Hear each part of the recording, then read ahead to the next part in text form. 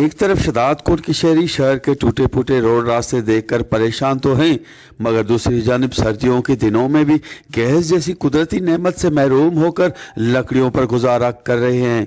Gas की मुसलसल कमी और कम प्रेशर से शहरी परेशान और मायूस होकर बेचैनी की जिंदगी गुजारने पर मजबूर हैं।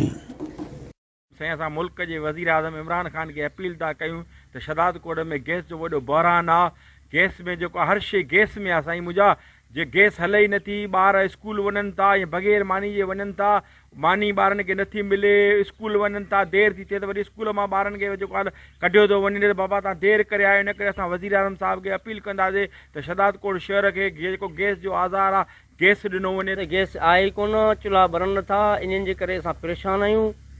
उते वञूं था ऑफिस में त ऑफिस में चवनि था बाबा गैस छाटिंग आहे, हिते अचूं था बिल अचनि था असां ॾे मौजूदु करे, बिल एतिरा अचनि था त एतिरो भरे नथा सघूं। ग़रीब माण्हू काॾों जी पूरी कयूं, असां गैस जो कयूं या पंहिंजे मानी बची लाइ कयूं।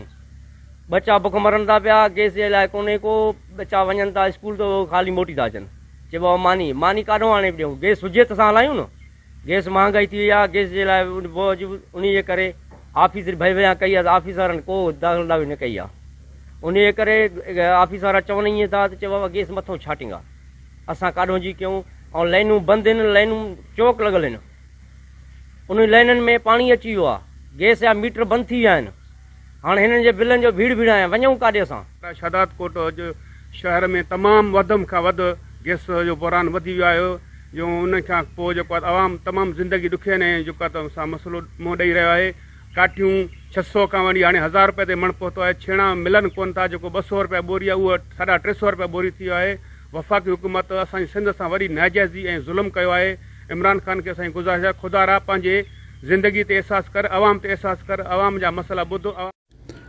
ज़रूरत इस अमर की है कि गैस इंतज़ामिया की जानिब से और नहीं तो कम अज़ कम शहरियों को सर्दियों के सख्त दिनों में गैस जैसे कुदरती नेमत और इंसानी बुनियादी सहूलत से तो महरूम न रखा जाए, बल्कि गैस की पुरानी पाइपलाइनें दुरुस्त करके प्रेशर के मसले का कोई हल निकाला जाए।